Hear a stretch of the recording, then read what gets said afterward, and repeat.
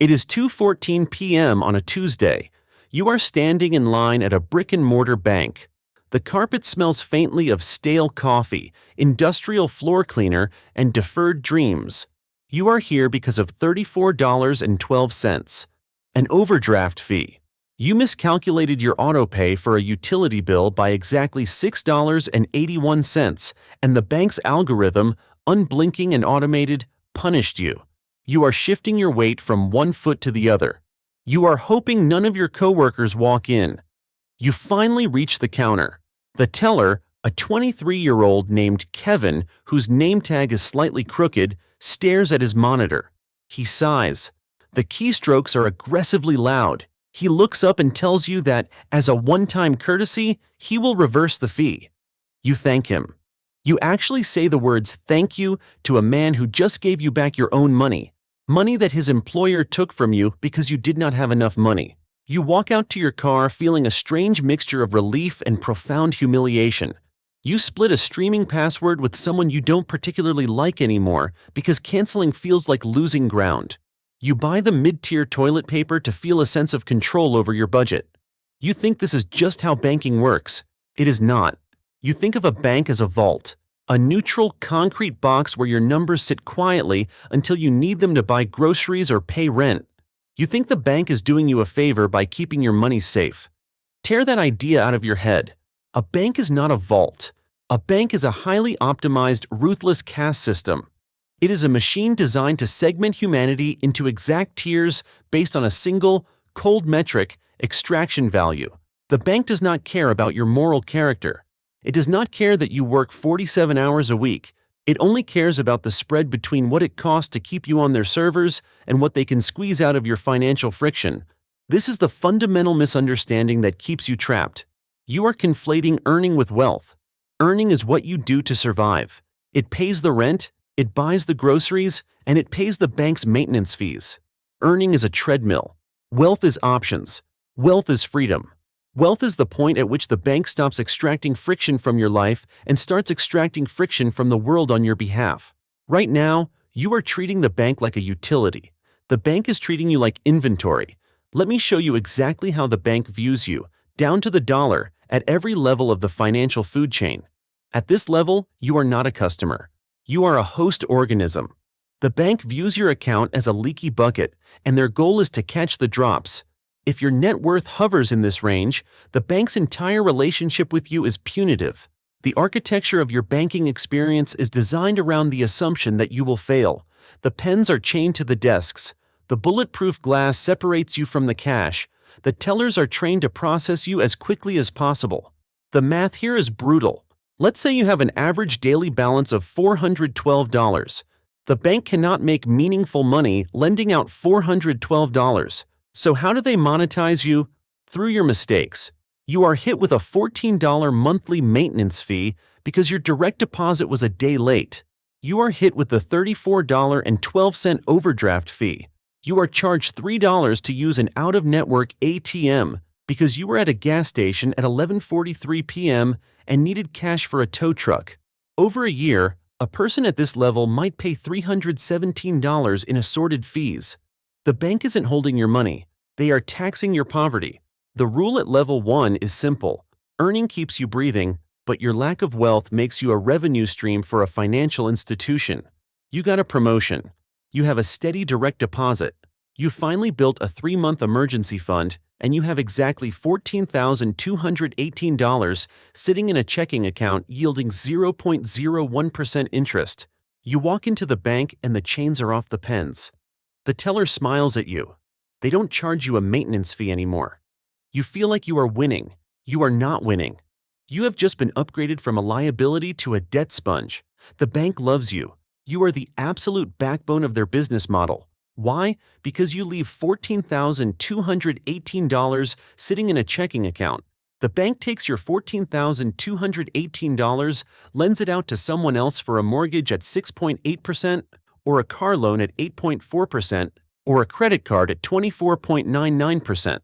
They make thousands of dollars off your money. In return, they give you $1.42 a year in interest and a free calendar. At this level, the bank's strategy shifts from punishing your mistakes to encouraging your desires. They start mailing you pre-approved credit card offers with shiny metal finishes. They want you to finance a car you don't need. They want you to carry a balance of $3,419 on a travel rewards card so they can harvest 21.7% APR from your ambition. The shift you need to make here is psychological. You think you are using their services. They are using your liquidity. Your earnings have stabilized your life, but you are handing the raw materials of wealth back to the institution. Things have changed. You have a 401k, a brokerage account, maybe some equity in a home. Your total liquid and semi-liquid assets are sitting around $312,450. You log into your banking app and there is a new prompt. Meet with your dedicated relationship manager. You go to the branch. You don't stand in line. You are ushered into a glass-walled office. There is a man named Chad. Chad wears a quarter-zip fleece vest. Chad offers you sparkling water. Chad asks about your kids. Chad is not your friend. Chad is a salesman, and you are his quota.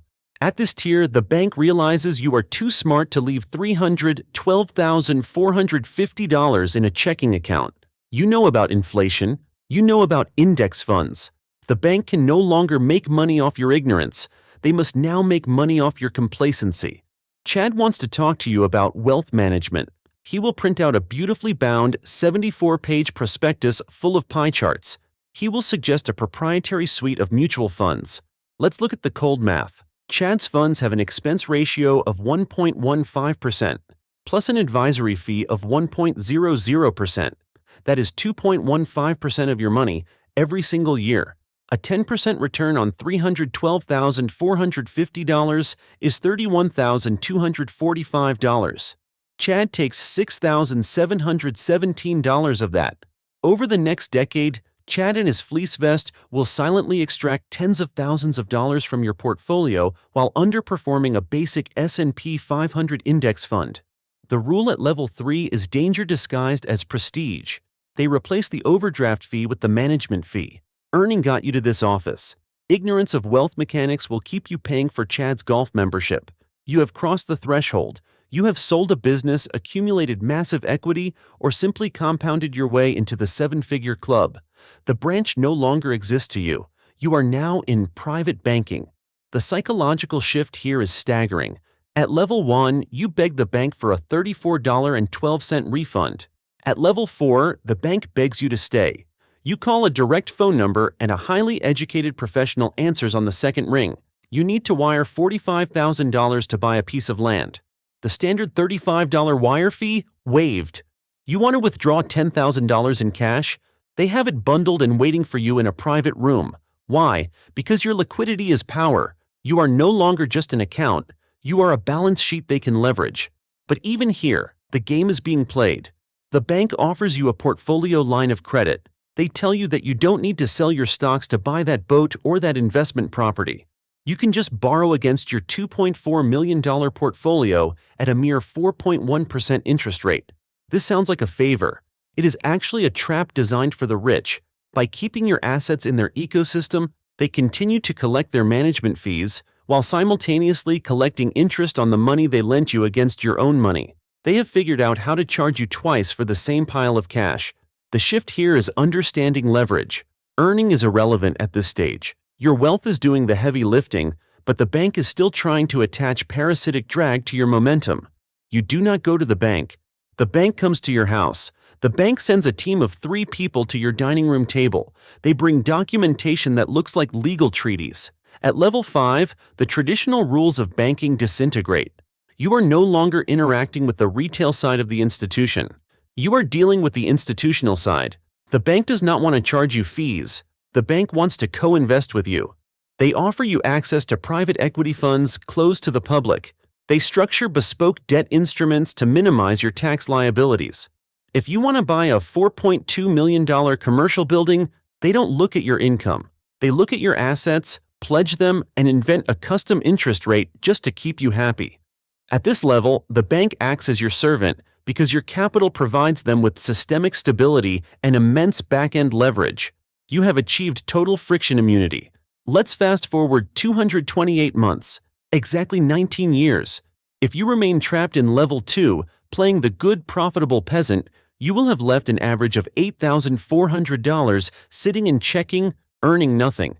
You will have paid roughly $11,314 in assorted credit card interest, ATM fees, and late charges. You will have financed 3 cars at 7% interest, bleeding away your future to pay for depreciating metal.